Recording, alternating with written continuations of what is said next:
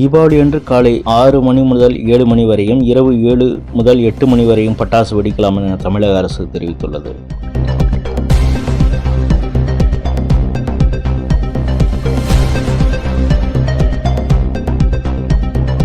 தீபாவளி முன்னிட்டு டெல்லியில் 5 நாட்கள் பட்டாசு வெடிக்க அனுமதி வழங்குவதாக சுப்ரீம் கோர்ட் தெரிவித்துள்ளது. ஆனால் தமிழகத்தில் மட்டும் காலை 1 மணி நேரம், மாலை 1 மணி நேரம் மட்டுமே பட்டாசு வெடிக்க அரசு அனுமதி வழங்கியுள்ளது. குழந்தைகளின் மகிழ்ச்சியை கருத்தில் கொண்டு 3 நாட்கள் காலை 3 மணி நேரம், மாலை 3 மணி நேரம் பட்டாசு வெடிக்க தமிழக அரசு அனுமதி வழங்க வேண்டும். இதனால் பட்டாசு வெடிக்க தமிழக அரசு விதித்துள்ள கட்டுப்பாடுகள் இணையத்தில் கடும் விமர்சனத்திற்கு உள்ளாகியுள்ளது. பட்டாசு வெடிக்க கூடுதல் நேரம் அனுமதி வழங்க வேண்டும், குழந்தைகளின் மகிழ்ச்சிக்கு கட்டுப்பாடுகள் பாதிப்பை ஏற்படுத்தக்கூடாது என நெட்டிசன்கள் கருத்து பதிவிட்டு வருகின்றனர்.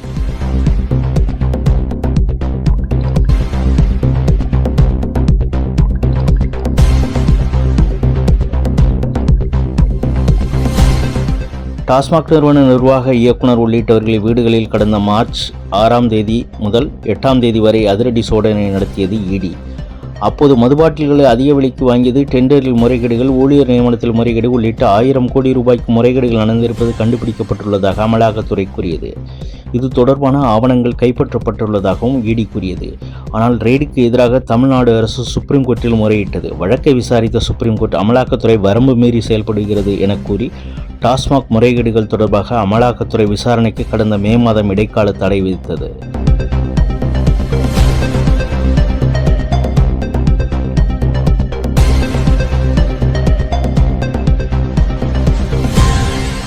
அரசு பள்ளிகளுக்கு விடுமுறை அளித்து முகாம் நடத்தலாம் என்ற அகம்பாவம் எங்கிருந்து வருகிறது திமுக அரசுக்கு என தமிழக பாஜக முன்னாள் தலைவர் அண்ணாமலை கேள்வி எழுப்பியுள்ளார்.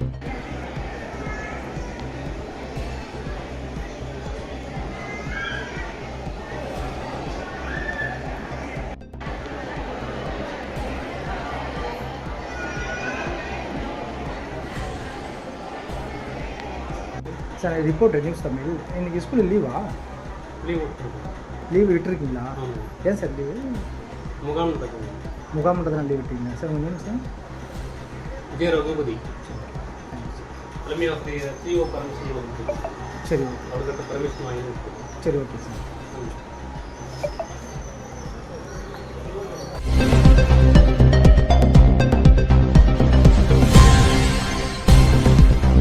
தமிழகத்தில் போதைப் பொருட்கள் கடத்தலில் ஈடுபடும் வெளி மாநிலத்தவர்களில் ஒடிசா, கேரளா மற்றும் ஆந்திராவை சேர்ந்தவர்களும், வெளிநாட்டவர்களில் இலங்கை மற்றும் நைஜீரிய நாட்டவர்களும் அதிக அளவில் இருப்பது போலீசார் மேற்கொண்ட ஆய்வில் தெரிய வந்துள்ளது. இருமல் மருந்து நிறுவனங்களிடம் 10% கமிஷன் பெற்ற டாக்டர் குறித்து பரபரப்பு செய்தி வெளியாகியுள்ளது. தயாரிப்பு நிறுவனத்தின் 10% கமிஷன் பெற்று இருமல் மருந்து பரிந்துரை செய்ததாக குழந்தைகள் இறப்பு வழக்கில் கைதான மத்திய பிரதேச டாக்டர் பிரவீன் சோனி ஒப்புதல்.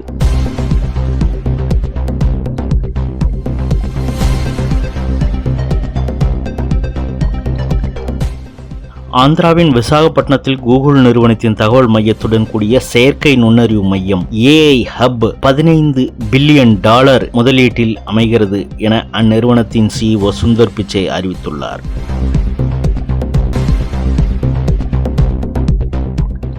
பீகார் சட்டசபை தேர்தலில் போட்டியிடும் பாஜகவின் முதற்கட்ட வேட்பாளர் பட்டியல் வெளியிடப்பட்டுள்ளது. 71 பேர் கொண்ட இப்பட்டியலில் துணை முதல்வர்கள் போட்டியிடும் தொகுதிகள் வெளியாகியுள்ளன. சபாநாயகர் தொகுதி குறித்து இன்னும் அறிவிப்பு வெளியிடப்படவில்லை.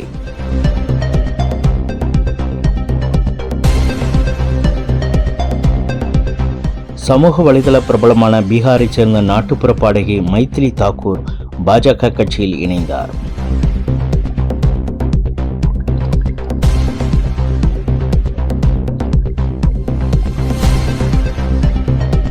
ஹரியானாவில் தற்கொலை செய்த ADGP பூரன்குமார் புகார் தெரிவித்த சப் இன்ஸ்பெக்டர் சந்தீப் குமார் இன்று தற்கொலை செய்து கொண்டார். IPS அதிகாரி தற்கொலை செய்து கொண்ட நிலையில் அவரை குற்றம் சாட்டி மற்றொரு போலீஸ் அதிகாரி தற்கொலை செய்து கொண்டது பரபரப்பை ஏற்படுத்தியுள்ளது.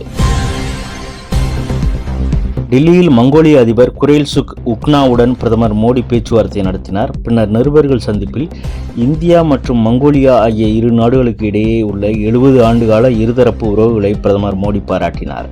மங்கோலிய மக்களுக்கு இந்தியா இலவச விசா வழங்கும் அந்நாட்டு அதிபர் குரேல்சுக் உக்னா உடனான சந்திப்புக்கு பின் மோடி தெரிவித்துள்ளார்.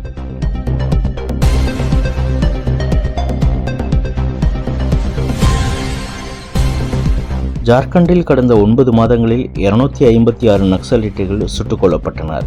32 பேர் கைது செய்யப்பட்டதுடன் 36 பேர் சரண் அடைந்ததாக பாதுகாப்பு படையினர் தெரிவித்துள்ளனர்.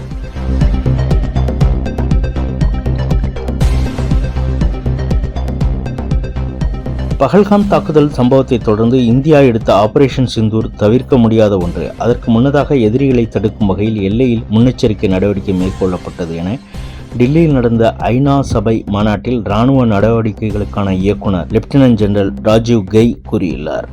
Since the 90s, we've had more than 100,000 people from the minorities that have been compelled to move out of Jammu and Kashmir, a migration of more than 60,000 families, and also 15,000 innocent civilians, and more than 3,000 security personnel have been killed.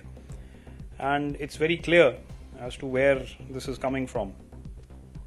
Now, why I also chose to flash in front of you the historical context is that it is not as if Operation Sindoor happened overnight.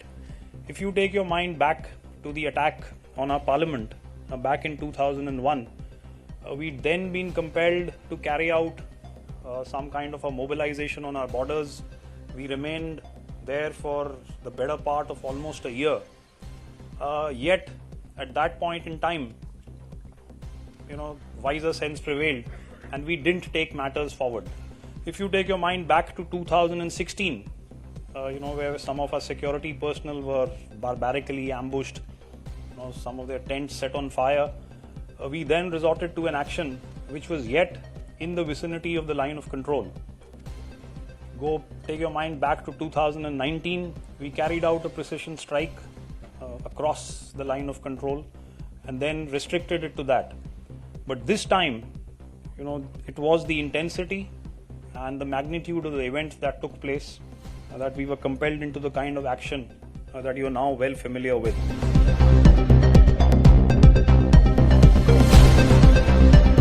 மத்திய பிரதேச மாநிலத்தில் தேவாஸ் என்ற இடத்தில் 15 வயது சிறுவன் தாறுமாறாக காரை ஓட்டியதில் பைக்கில் வந்த ஒருவர் மீது மோதியதோடு அங்கிருந்த வீட்டின் சுவற்றில் மோதி சுவர் இடிந்து விழுந்தது.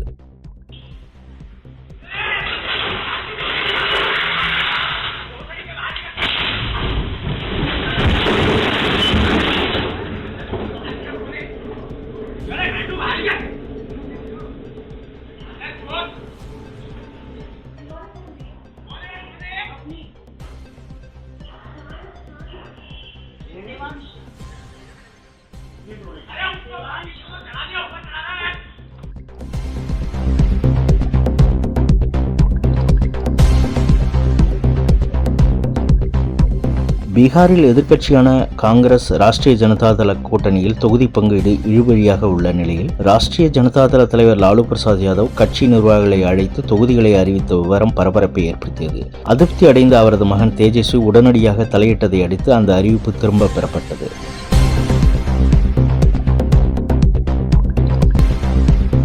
இந்தியாவில் தயாரிக்கப்படும் கோல்ட்ரிப் உள்ளிட்ட 3 வாய்வழி இருமல் மருந்துகள் தரமற்றவை என கண்டறியப்பட்டுள்ள நிலையில் தங்கள் நாடுகளில் இந்த மருந்துகள் புழக்கத்தில் இருந்தால் அதை பயன்படுத்த வேண்டாம் என உலக சுகாதார நிறுவனம் கேட்டுக்கொண்டுள்ளது. சுவிட்சர்லாந்தின் ஜெனீவாவில் அண்மையில் ஐநா மனித உரிமைகள் கவுன்சில் கூட்டம் நடைபெற்றது. இந்த கூட்டத்தின் போது பாகிஸ்தானின் பயங்கரவாத நடவடிக்கையை சுட்டிக்காட்டி மனித உரிமைகளுக்கு எதிரான மிகவும் மோசமான நாடு பாகிஸ்தான் என்று இந்தியா குற்றம் சாட்டியது. இந்நிலையில் ஐநா மனித உரிமைகள் கவுன்சிலில் உறுப்பினராக இந்தியா மீண்டும் தெரிவாகியுள்ளது. இந்த விவரத்தை நியூயார்க்கில் உள்ள ஐநா சபைக்கான இந்தியாவின் நிரந்தர பிரதிநிதி ஹரீஷ் வெளியிட்டு உள்ளார். போர் நிறுத்தம் அமலுக்கு வந்த நிலையிலும் காசாவில் வெடித்த உள்நாட்டு சண்டையில் 32 பேர் கொல்லப்பட்டதால் அங்கு பதற்றம் தொடர்கிறது.